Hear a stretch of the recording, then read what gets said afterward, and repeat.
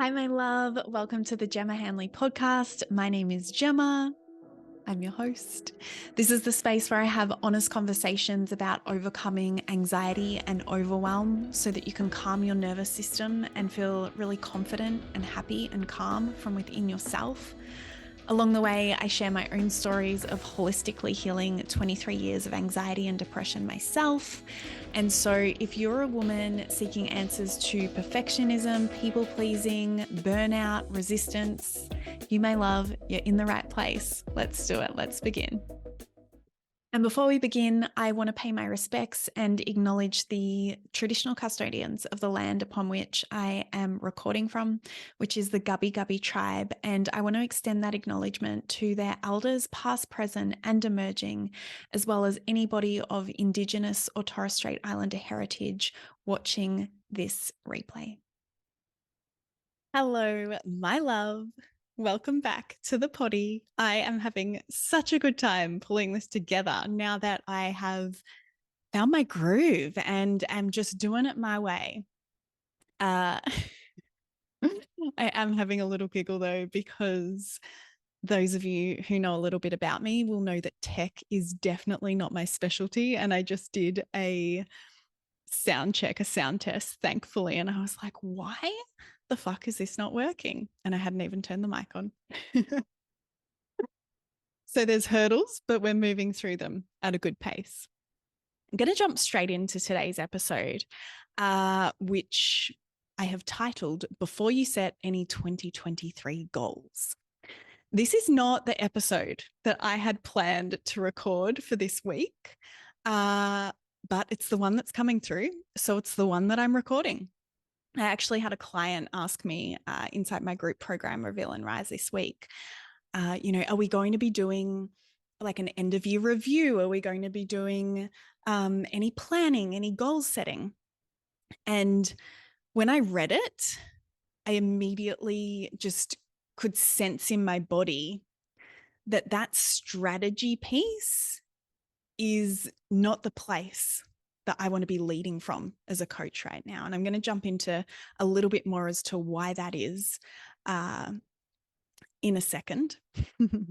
But before I do, I just want to touch on the fact that this isn't the podcast episode that I'd planned on recording today, because that's not convenient at all, right? In fact, it's wildly inconvenient that the podcast episode I had planned to record, I'd mapped it out and I was just like, I am not feeling this. It's not coming through. It feels like it's going to be hard work to, be passionate and excited about this. And I have just been, I've been creating content, running my business, and doing so from a heart-centered place, checking in with my body for quite some time now. And so I've had more than enough lessons and more than enough opportunities to learn that not much flies or goes well when I go against the grain of what my sense, my intuition, or what my body is telling me. And so I just let it go. And I had no idea where this episode today was going to come from. I knew that getting out of the house and going to one of my favorite cafes was definitely going to help that to reveal itself. And I trusted, and it did. It's here. I shared a little bit on this theme on my stories on Instagram this morning, which just like came through me when I was sitting and doing some creative writing and eating breakfast at the cafe. And then I just thought, this is actually a conversation for the podcast. There's so much more that I want to say around this. And it's the perfect time of year, calendar wise, to be having this conversation, right? Because I will see, no doubt, I have no doubt whatsoever, I'm going to see so much strategy based conversation being pushed around New Year's resolutions and goals. And I'm going to see so many women grasping at that and believing that they just need a better strategy to have the year that they've been craving and deeply desiring and yearning for, probably for years upon years, but hasn't come to fruition yet. And so I really wanted to offer this conversation ahead of that, dare I say, hamster wheel, goal setting, New Year's resolution, like inflated, fake excitement and energy, energetic or energy, take your pick, that can pop up around like the end of year January time, where for some reason, you know, most people or a lot of people will be like, well, it's a new calendar year, so it's time to review my life. It's time to set goals. It's time to speak into what it is I want most and what my dreams are, right?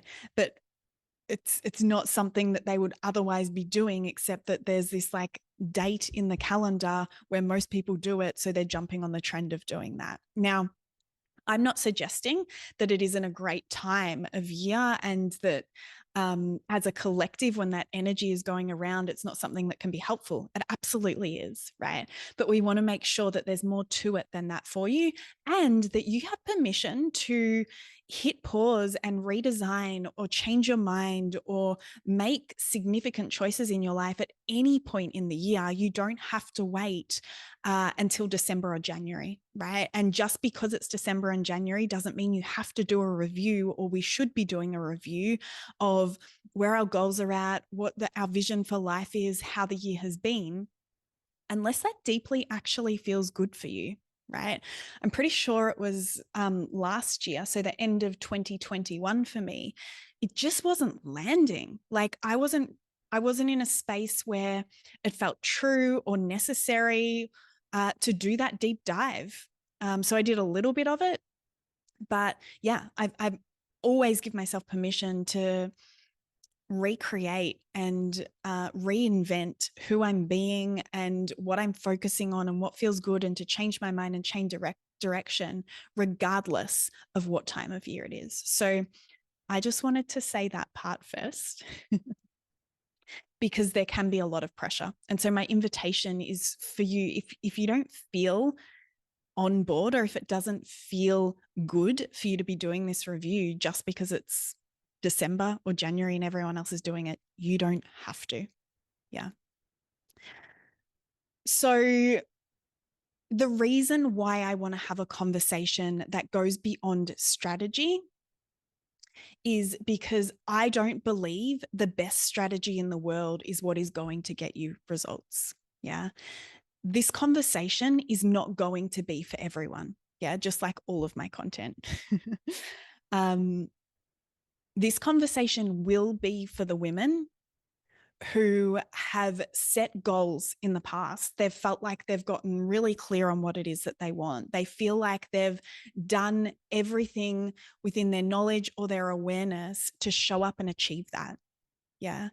Even if they feel like, they've hit points in time where self-sabotage, which I'm doing in inverted commas, self-sabotage or avoidance or fear or distractions or these random spot fires just seem to pop up and block you or stand in the way of you being able to follow through on what the goal is that you set, right?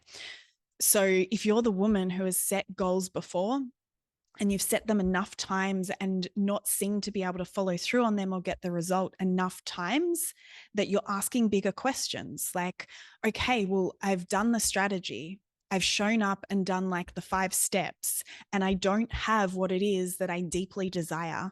Yeah. What my heart is calling for is not yet within my reality. So what is that about? There must be more to it than just having the best strategy. Yeah. Or the best way to set goals.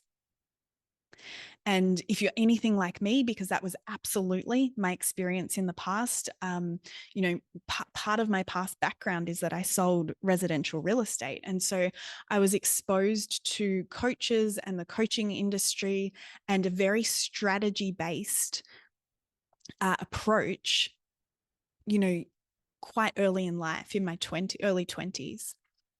And so I got to have that experience of year upon year upon year, being brave enough and courageous enough to put down on paper and speak out loud what it is that I wanted. And then year after year after year, not seeing that happen. Yeah. Or not seeing the version of it happen that felt deeply fulfilling and deeply rewarding. Yeah. Or in the small instances where I got there, because the energetic and the psychology piece, which I'm going to speak into in a moment, was not accompanied alongside the strategy. Whatever I achieved never felt like enough. Whatever I achieved had this sense of like emptiness, or I had this experience of like, oh, I thought this would feel different. I thought this would feel more rewarding. Yeah.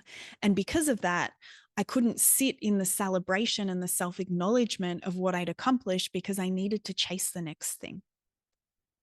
Yeah. So part of what came up for me off the back of that is particularly around setting goals year after year, and not feeling like I got to receive those goals. I got to be the woman who was like, yeah, I set this goal and now I have it, right? Some of the emotions, yeah, or the feelings or sensations that I experienced around that was like embarrassment, yeah, confusion, yeah, because I knew that I was being honest with myself about what I wanted, and I knew I was doing the best. I was pouring my heart and soul. Like, I could see I was more dedicated, I was more committed than a lot of other people that, you know, managed to have what they quote unquote wanted, yeah, within their awareness. And, you know, then part of what that would create in me was this feeling of like, yeah, embarrassment, shame, wanting to shrink, wanting to hide, not feeling that I could just be completely myself. Almost like when I would then go into settings or into environments where, you know, I declared what it was that I want, or I'd set goals, I was like, oh, well, like, how am I going to explain this to these people that like I don't have what I say it is that I want, right? And part of that was for sure, okay, like I feel like a failure. I feel like I'm not good enough. I feel like there must be something wrong with me. But then there was also this part of it that was just like, why is that? Yeah, like I'd actually love to have like a vulnerable, deep, real conversation about why that is, but I don't know what that conversation would be. Yeah. And interestingly, it's particularly, you know, maybe sometimes this time of year where that exacerbates because at all of the Christmas events or family events that we've been at the year before, maybe we've been talking about what's been going on in our life, and those questions are going to come back. Yeah. Where's this at? And like, what's been happening with this? And how's this going? Right. So it can feel quite overwhelming and even produce this anxious state or anxious experience within ourselves. So, my love, essentially what I'm saying here is strategy and logic is important. I'm not shitting all over that.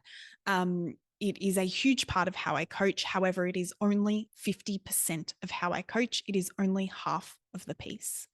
I love strategy. My background is in strategy. You know, I've worked as an EA to CEOs of big companies. I sold residential property. I worked as an operations manager.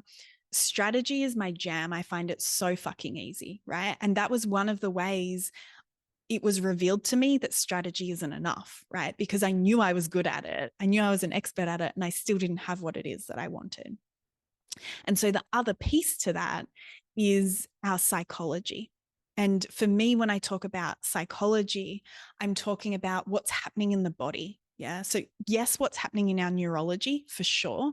So, how is it that we're perceiving things? How is it that we understand things? What are the stories we're telling about things? What are the beliefs that we have? But all of that is in the body, right? In the nervous system. The nervous system is so freaking revealing when you learn and know how to read it and what is happening in your body, and you're open to it leading you rather than being scared of it, rather than trying to control it and micromanage it, right? Because if you can't come downstairs, upstairs, I'm pointing to my head and my mind. If you can't come downstairs into the body, into your heart, into your gut, into your ability to sense and feel what is happening, yeah, feel what is there for you and allow that to lead and inform how you're showing up, what choices you're making, whether something is right for you or not, even regardless of whether you want it to be right for you or not, right? This is part of the conversation we're going to have. If you can't come down into your body and feel, you're never going to accomplish the goal. Yeah. Or if you have threads of that goal, like I talked about before, it's not going to feel fulfilling. or you're always going to have this desire to immediately chase the next thing. Yeah. Or it won't be sustainable. It won't stick around because it hasn't been created in an authentic way. Yeah. Where there is flow and there is ease and there is trust, deep trust of yourself and of an energetic that is way bigger than your mind. Yeah. That is co-creating and has a plan for you that is so brilliant and so big that it is beyond what your mind could possibly comprehend. Yeah. So strategy is important, and you will probably see something from me in 2023 around, intention setting or vision setting or goal setting, right? I have an entire module on goal setting and manifestation in my online program and online course. And then I've run workshops off the back of that as well, right? But anything I teach around strategy will not be without this understanding of what's happening in the body and how our emotions and our symptoms are informing us of what is deeply important, even if we can't logically and consciously see or connect to that immediately, right? And so the piece that I shared on my stories today, and it's going to be quite cool for you if you're someone who saw that on my stories and now you're listening to this episode, because the more we hear a concept that perhaps is not so mainstream or is not something that dominant society follows or deems as normal or that we've been taught growing up, right? But that does allow us to connect to self, to trust ourselves, to back ourselves, to choose what is most right for us, that pleases and impresses ourselves rather than other people, that feels deeply rewarding, successful, and brings happiness to us rather than what external measures tell us. It's so important. Yeah. And so when it's not a common way of being or doing life, it's really cool when we get to hear it multiple times. It really helps with the unlearning process of the pattern or what we've been taught is normal, in inverted commas. Lots of inverted commas happening here on this episode. Where we get to actually decide, how is it that I want to do life? How is it that I want to live life? How is it that I want to honor what feels fucking good to me, even if it doesn't make sense to other people, right? So this concept that I'm talking about is, and this is how I've come to view life more and more really over the last 2 years. And this year has just gifted me like so many fucking opportunities to lean into this, to surrender, to let go of control, to trust the process that is bigger than me, and step out of like manipulation, dictatorship, controlling, micromanaging how I think life should be. Right. And I'm going to go into some of those experiences and stories that I've had this year. So what I've come to realize is that my role and my purpose for being here and living this life is, yes, to be really clear on what my vision is, what it is that I want, what feels deeply desirable, what would light me up, what swells my heart. That is my role, to do the inquiry, the exploration, the investigation as to what is that, and to show up and ask the questions. Is this mine or is this someone else's? Yeah. What's the motivation behind me wanting this? What do I gain? Yeah. Where am I maybe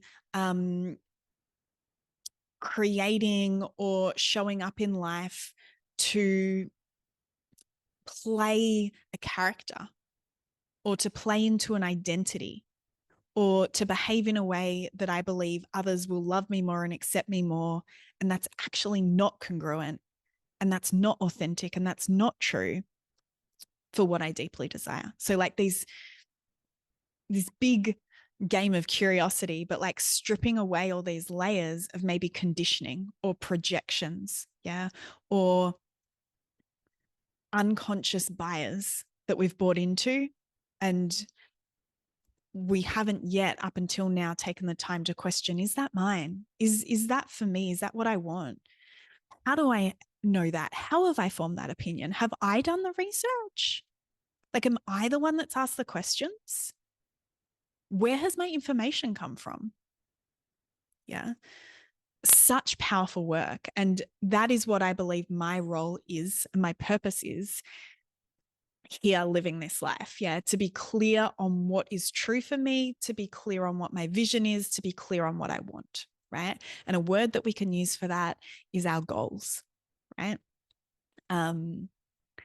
Yeah, I'm gonna just leave that there, tidy as that. That's what I believe my role is for being here.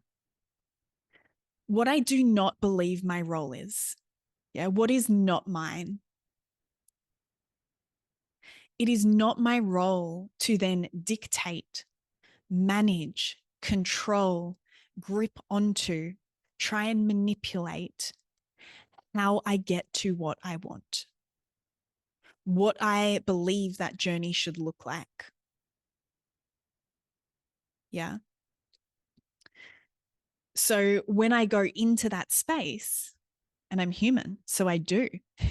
When I notice and bring awareness to the fact that I'm in that space of like, oh, no, no, no, no, this shouldn't be happening, and it shouldn't be this hard, and I shouldn't have to do that part, and I don't want to have to show up in this way, and this is unfair, and this is shit. This is not what I asked for. This is not what I signed up for. Yeah, there's some examples of like dictating the terms of how you get to where you want to be. I know I'm out of my role, right? I am disconnecting from the truth that there is an energetic on my side that is way bigger than me, that is way bigger than my mind and my brain and my storytelling can even begin to comprehend, right? And it has me on the exact path to live the most expansive, rewarding life and reach my highest potential. And that when I interfere with that, I cause myself extreme pain and suffering. I complicate things. I extend out the time that I spend in lessons that I actually don't need to spend so much time learning. Yeah. And one of my favorite statements that I return to, I don't really know where this came from, but I can remember one of the times that rang most true for me. Probably coming up to 2 years ago, I was sitting on the couch in one of my past mentors, spiritual mentors, home, and I was like deep in frustration and anger and grief and resentment for how I was being treated or what I was on the receiving end of in a relationship that needed to close, an intimate relationship. And I just remember saying, who am I to say it shouldn't be this way? Right? Because the only time we can tell the story, this shouldn't be happening, this shouldn't be this way, this shouldn't be this hard, I shouldn't have to do this, etc., etc. The only time we tell that story is when we are being so arrogant and so ignorant and so stuck in our ego that we already believe that we know what the outcome is going to be in the future that has not even happened yet, that has infinite possibilities, right? And so life is hard. Life holds lessons. And those lessons and the path that you are on and that is ahead of you to getting you to where you want, it's going to have hurdles. And those hurdles are essential in exposing your nervous system, exposing your neurology to events and situations that allow you to adapt and allow you to build the skills and the resources that you need to be able to get to where you want to go. right? Because if you already had those skills and resources, you'd probably already be there. But this, and when I talk about this energetic that's bigger than ourselves, what I'm referring to is whatever it is that you resonate with, right? Whether that is life, whether it is the universe, whether it is God, Lord, source, spirit, that knows better. That knows what it is that we need.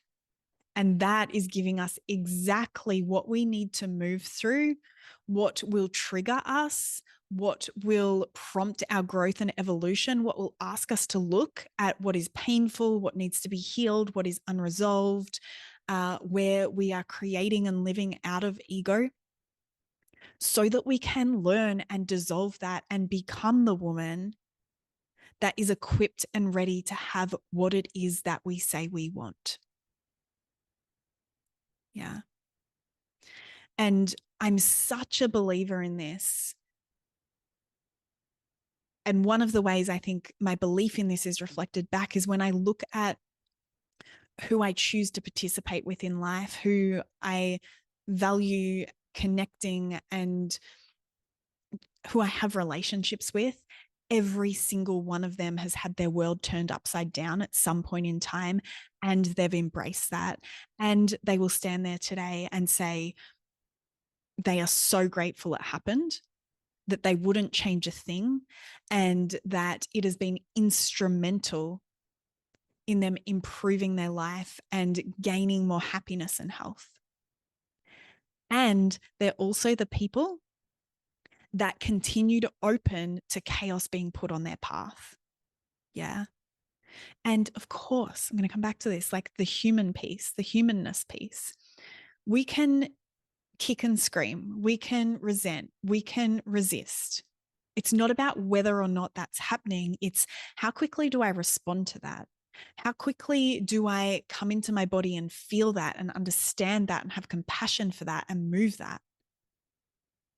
And then come into love and compassion for myself, into opening to the idea that this very painful, very difficult, very undesired experience that I'm having or event that I'm having in my life right now, which I do not like and I would prefer not to have here, is on my path for a reason, is something that with time, one day, out the other side of embracing it and juicing it for the lessons that are in it, I will be so grateful for, and it will make so much sense. And I will have things that I value more than anything else in my life that I wouldn't have if I hadn't embraced that thing. So for me, this is like what makes someone stimulating. This is what makes someone interesting to me. Yeah. Is that they have had their world turned upside down. They still have things happening in their life that are extremely challenging and extremely difficult. And they don't make that wrong. They don't dictate terms to their life experience. Yeah. They hold their role. They're clear on their role, that being open-hearted and voicing and sharing and giving themselves permission to desire and say what it is that they want, the vision. Yeah, they show up in that. And then they allow that to take whatever path is asked of them. Because my love, if you are dreaming and desiring big enough, it will not be possible for you to know how it should go. Like, I can just take business for an example. There is no way I could have predicted 50% of what growing a business has asked of me. Yeah. And there is so much that I have not liked about it. Yeah. Same with my health, right? Recovering from chronic fatigue syndrome. Yeah. Being wheelchair bound, housebound, having to move back in with family, not being able to work for 3 years, not even being able to prepare myself a meal. Recovering from that was everything I wanted. Yeah. To reclaim thriving health and happiness.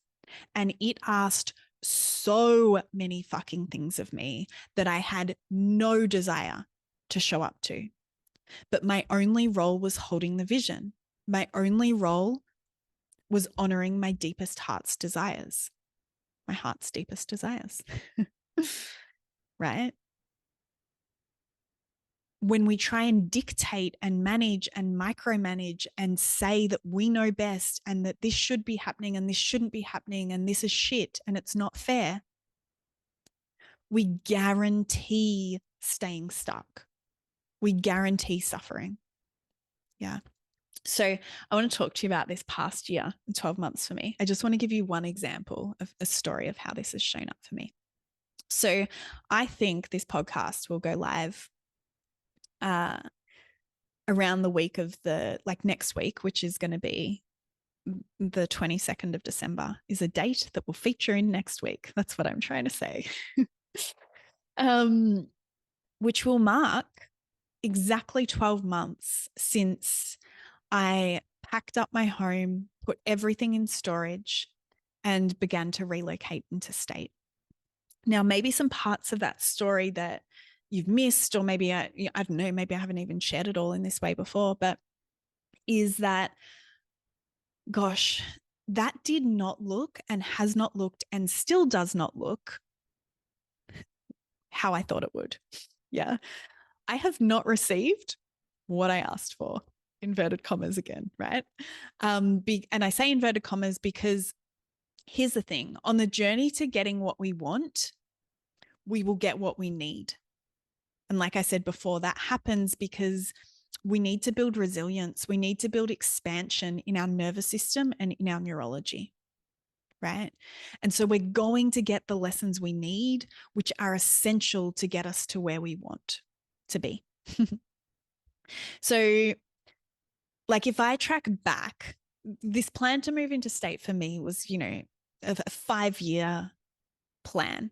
When I was sick, lifestyle became really important to me, and freedom, actually, really, like lifestyle freedom, financial freedom, location freedom, time freedom, like any version of freedom, hand in the air from me. And so it's no accident that I was able to do that, right? Like, when I chose to study, when I chose to grow my business, how I chose to grow my business, like even just starting it as a hobby blog. Yeah, there was the online nature of it. It was very intentional from me that I would be able to be location free if and when I wanted to. And so it wasn't just a plan that was like plucked up out of nowhere. And interestingly, when I activated that move, right? So on the 22nd of December last year, I think that's what date it was, I'm pretty sure. When I'm in my car and I'm doing the drive and I'm like driving away and everything's in storage and my car is like packed, every single inch of like what I could include in my car is in my car, and I'm leaving behind life as I've known it. Already, it was nothing like I'd imagined it was going to be. Yeah. And then there was going to be 12 months that followed that take me up until this present moment right now. That is still not how I imagined that. And I can even share with you like that move is still not even complete 12 months later. Like, what? And so part of that, yeah, is that I had envisaged, and what I thought and felt like was going to happen is that I would be doing this move in a relationship with a partner, right? And that was an active plan of the 2 last relationships that I'd been in. Yeah. So one of those relationships it had been my vision, and he had explored it and come on board with my vision. And then we'd explored moving together. And then the second relationship, it was already part of his vision before we met. And he'd already lived up north here before, but was in Melbourne. And so that immediately like is just a standout of like how I thought it was going to look versus how it actually looked. I thought it was going to be this shared experience. I thought it was going to be something that I would be balancing the responsibility and the coordination and like the very, very long drive. Yeah. And all of that. And instead, I find myself packing up a home on my own. Yeah, packing up my home on my own, packing up a home that was like the epitome of exactly what I would want if I was to stay in Melbourne. I loved where I was living, the location, the exact property that I was in, the lifestyle I had, the community, being close to the beach, like walking to the beach. It was phenomenal, right? And so that there was fear around that, and that felt scary. Like, you know, what if what I'm going to isn't as good as this? Then another way it didn't look how I expected it to is layered into that.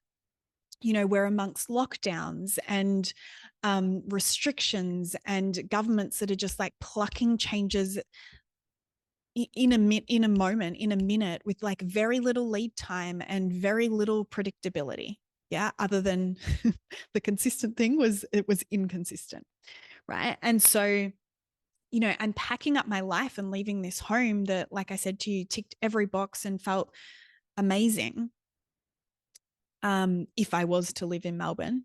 And I don't even know that I'm definitely going to get over the border, right? So I'm foregoing and giving up everything as I wanted it to be and that I loved in a risk, like in a way that felt quite risky. Yeah. You know, I was staying in Airbnbs and like things were so uncertain at that point in time too. I didn't have a destination that I was going to, which was not necessarily, whilst it became part of my plan, it definitely wasn't how I envisaged it. And then, you know, with the lockdowns and everything that was going on, part of what I had to reconcile and spend deep consideration around, and that felt like a big cost and a big consequence of me following through on this relocation that I wanted to do, was it is so possible that those borders are yet again going to be closed for another 6 months. And my newborn nephew and my little niece and my whole community of like family and friends is going to be inaccessible, right? And I knew some people in New South Wales, no family.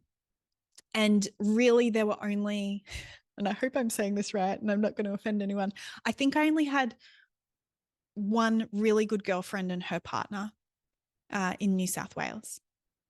And my dad was in Queensland, but in that point in time, I couldn't get through the border to Queensland and I had no idea when that was going to happen. Right. And so, yeah, that was two things I had to reconcile was, and be okay with, okay enough with, was I might not be able to come back and see my family and friends for a period of time that I'm is not up to me and that I don't yet know.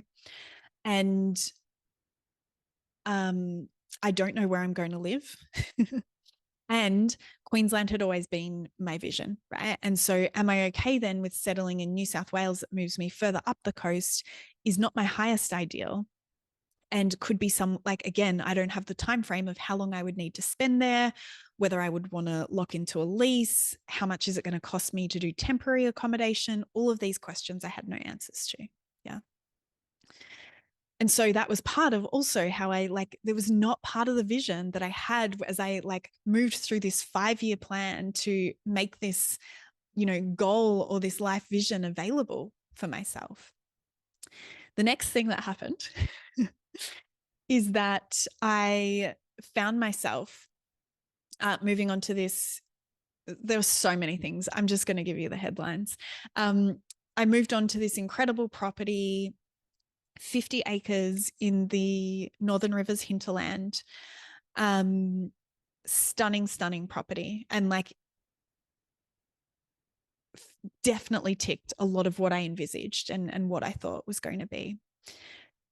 And so I move on to this property, and then I may be there 6 weeks. And the day after I finish unpacking my last box, so I had my removalist bring everything up from Melbourne, moved into this property. The day after I finished unpacking my last box, the rain started, and it didn't stop for, I think, like at least 7 days.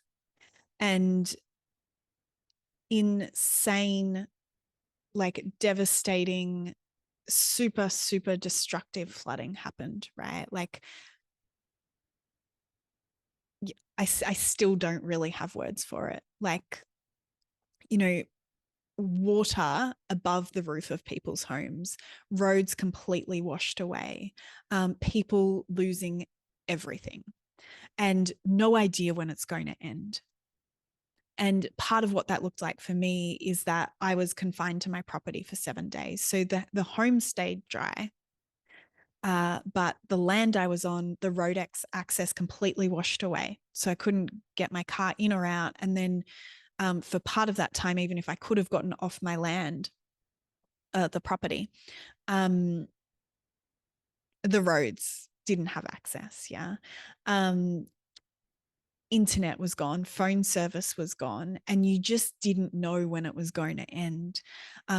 Food, the day the rain started, I didn't go to the markets because I thought, oh, well, I'll just go tomorrow, or I'll go later in the week. It was like not convenient. So food was like dwindling and getting really low. And I'm in this location where I don't know really many people at all. And my 2 friends are also flooded into their home. And so they can't come and help me. They can't bring anything to me. What I could do after some time is walk 45 minutes and get some phone service and, speak to my sister or speak to them and just have some connection and yeah. And so that definitely was not part of how I envisaged my relocation and interstate move to a warm, sunny location. Then what started to happen is that from all of the rain, the property, there was just mold everywhere, like mold growing on furniture, mold growing on the floors, mold growing on my clothes, like, and everything, like the clothes you're wearing are like wet, right? Just from the humidity and from all of the rain. And so it became apparent to me really quickly, which I did not like and that I resisted, and that was just like felt too big for me to comprehend or be able to manage or move through, was I'm actually not going to be able to stay here. Like, I'm not going to be able to live here. And those few days, it was just like, how do I like save or prevent as much of my belongings from needing to be thrown out as possible? And then also just processing, like, what do next steps look like? Because there's already a housing shortage, and now so many fucking people have nowhere to live. And I'm actually in one of the best scenarios. But based on my health values and my health history and like what I know about mold, this is just like at no level an option. Right. And so, packing everything up again and moving everything into storage again. And, my dad, once the roads cleared, was able to come down and help me, and we got all that done. And I was like burnt the fuck out for about a month after that. My nervous system was so fried from just those 7 days of survival mode and an absence of co-regulation and just needing to be everything for myself and not knowing when it was going to end. So also needing to be in survival mode, be in like leadership, forward planning, holding shit together mode, right? And so then I find myself staying up here in Brisbane, in the city, with my dad, which was amazing. And of course, like the borders had opened. And so like the timing, and this is what I mean, like there is a plan and an energetic way beyond what we can comprehend and conceive inside our tiny little mind. And so explored, like, are there other accommodation options down there? But also, is that even where I want to be? Because I was very, very open to the idea that, again, in my body, hadn't fully landed there or felt like this was definitely where I was meant to be. And so the next really frustrating, really challenging and discombobulating and difficult thing for me to work through, that was definitely, yet again, not part of how I thought this vision should be or was going to be, was that I found myself in this space where I was like, I actually have no idea where I want to live, where I want to land. And I mean, I could say to myself, okay, like if I could live anywhere and it would just be taken care of and it could just happen at the click of a fingers, where would that want to be? Where would I want that to be? And I did not have an answer to that, right? It was like, I don't know. And I wanted to know, right? And I had this desire to like find out and get that answer. And, as an embodiment of what I'm teaching you here, of like, that is not my role. My role is to be clear on the vision, right? But the time that takes, or the method that takes, or the path that takes, or what it looks like, I am being taken care of in whatever's being presented to me. And so when I'm being presented with an experience of, I actually don't know what I want. Yeah. And I'm saying that as a woman who is very clear on what her values are and very clear on what sort of lifestyle she wants to live. Right. But I just didn't know where that was for me. I accepted that. I lent into that. I realized that, I had an option that accommodated me. Wasn't my ideal, right? Like a huge part of why I left Melbourne was to no longer be in a city. And then I find myself like not only in a city surrounding, like smack bang in the CBD of a city living, right? And so that took a lot of releasing control, a lot of willingness to be uncertain, a lot of loosening the grip on having to know, right? On having to rush things, on having to dictate what timeline things should be happening on, right? We're 12 months on and it still hasn't, it's like just beginning to happen for me now. And so there was so much surrender around that. And there are so many as I've allowed myself to just be with what is undeniable. Yeah, it's been undeniable that I didn't know where I wanted to live. It's been undeniable that staying here in the city is functional. Yeah. Another thing I'd been saying over and over again is like my business just hasn't been able to be a priority, right? Because I went through a separation the year before. Then I was moving in and out of lots of properties while that was going on. And then the property I moved into, there was an issue with. And then that settled. And then I had a couple of months of a good run of being able to prioritize and give my time and energy to business. And then, and what I mean by that is like the behind the scenes, the systems, the growing. And then it was packing up the house and moving into state, right? And then the floods. And so it was undeniable to me that this scenario that was being put on my path and being presented to me, that whilst it didn't match how I thought it was going to look, what I wanted it to look like, it actually gave me the opportunity to prioritize my business and to put it first and to create that as a focus. It also meant that I got to spend time with my dad, and in the relationship with my dad, who is maybe not, yeah, obviously, but like not necessarily for all, but like my biological dad, who is one of the key masculine, has played and is one of the key masculine figures in my life, right? And for over half my life, we've either lived in a different state or a different country.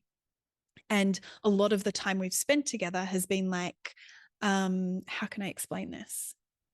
Not incidental, or like not living around each other. It's been like visiting, which is like so different to just getting to spend extensive, expansive, spacious time in a relationship where you're living your life and doing your thing and you're still getting to spend time with someone. Yeah.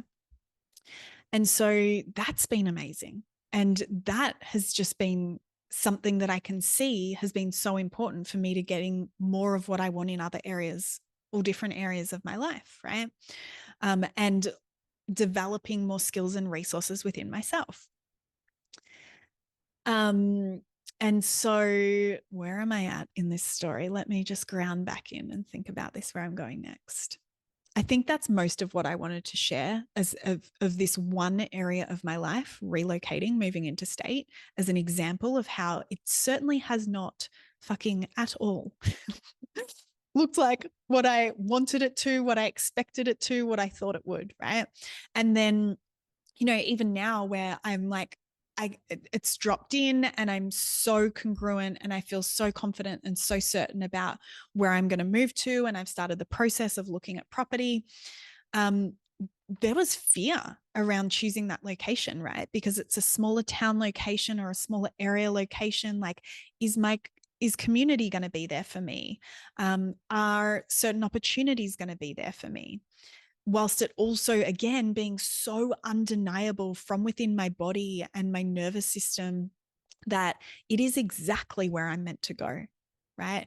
Even though there is fear present, even though sometimes there is doubt present, trusting the process, opening to what life is showing me, universe, God, Lord, source, spirit is showing me is for me right now, right? Like, it is extremely destructive when I live in conflict with that, or when I try and dictate to that or negotiate with that, right?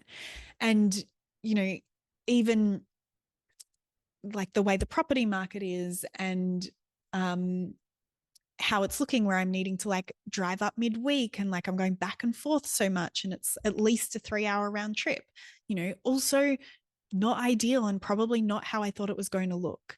And so I'm sharing this with you, beauty, to just give you a real life example, especially as someone who shows up on social media and,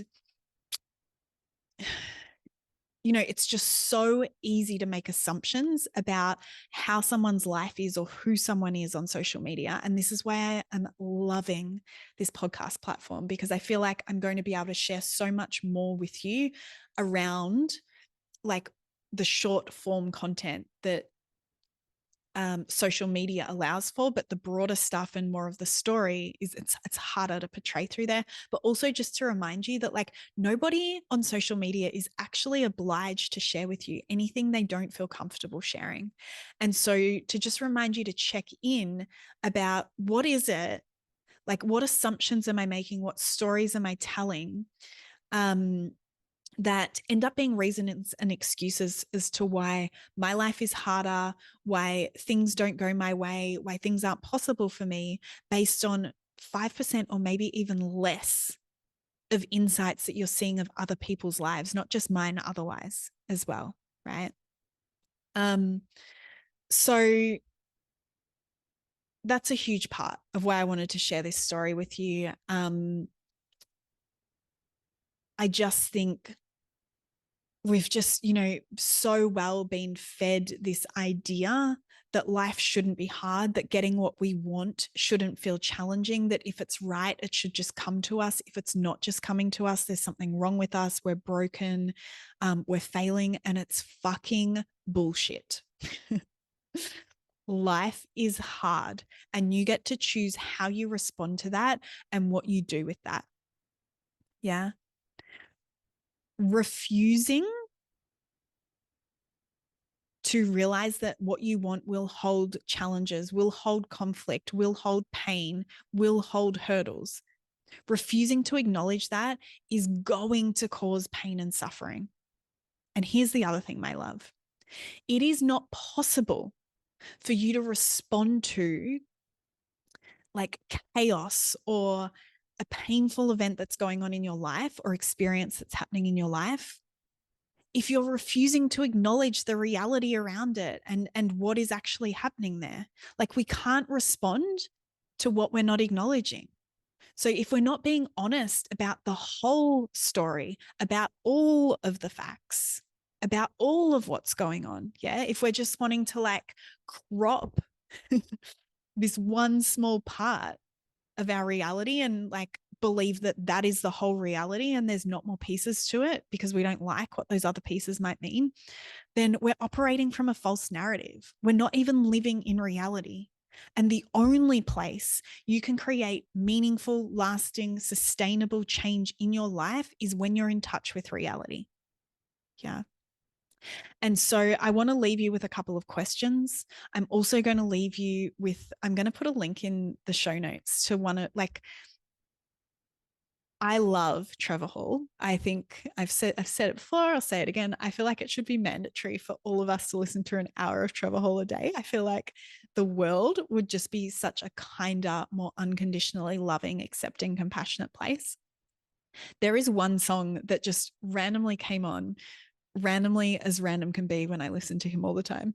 When I was driving back from the cafe before I came here and set up to record this podcast, that I was just like, the lyrics and this song, and like if you listen deeply and open to what he is sharing and saying, speak into this entire concept. So I'm going to put that in the show notes. And I also just want to leave you with a few questions that you can maybe use as journaling prompts or just to consider. I want to remind you of one of the things that I said earlier, one of the statements, which might even just be helpful as a mantra, which is, who am I to say this should be any different? Who am I to say this shouldn't be happening? Right. But the first question for you, and I shared something similar on my stories today to sort of like hear where this might be true for my audience, because the more we share, the more we connect, the more I learn about you, the more value I can bring for you as well.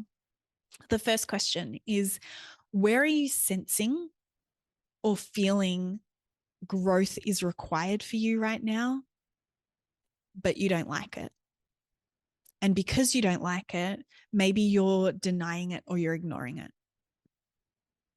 Yeah. The second question is, if you're really honest with yourself, and if you take a step back, you observe, you zoom out, if you're really honest with yourself, what pattern keeps showing up that feels destructive or feels like self-sabotage, but you're not addressing it? Yeah, you're wishing it away, or maybe you're doing like these little token things so that you can tell yourself you're addressing it, but you're not actually going deep enough to truly change it. Yeah. And so maybe the pattern's showing up in the same way. Like maybe it's around work and you keep changing your ideas on what you want to do, or you keep changing your role or where you're working, right? Because it's like each time you're like, oh, like that just must not be for me. Or, oh, I thought that was it, but obviously it's not. But it keeps happening over and over and over again. There's probably more to it than that. Right? Or maybe it's that you keep calling in the same type of relationships, or you get to a certain point in a relationship and the same problem or same theme keeps appearing. And you can probably see that that's actually a reoccurring pattern and there's more to it than that. Yeah. What you're seeing or thinking is the problem is not actually the problem. It's just an example of the problem. I'm going to put these questions in the show notes as well, because I'm speaking a lot about them. And then the last one is, if you step back and observe your life, and you can maybe even do this, something that can be helpful sometimes is thinking about, like, if a friend was telling me these things, or if I was watching a friend live her life in this way, what would I know was being shown to her? What could I see the message was for her? Yeah. What's life trying to tell you? What is life trying to show you? They're going to be some really powerful questions for you to be really honest with, and not just from your head, not just from upstairs, the logic, the reason, the intellectual answers, but dropping into the body, listening to your subconscious, listening to your intuition, listening to your heart, letting the emotions come up and feeling them when you're really raw and honest about what the answers might be for that, even if you don't know what to do with them, even if you don't know what they mean, even if they don't make sense. Okay. All right, my love, we're going to leave this one here. And I would love to hear, what answers you come up with to those questions and where and how this has been valuable. I love you. Bye. Thank you for being here for this conversation, my love. If you would like more free resources, if you'd like to learn about my programs or coaching opportunities, you can find all of that information at my website, gemmahanley.com. I'll link it below in the show notes.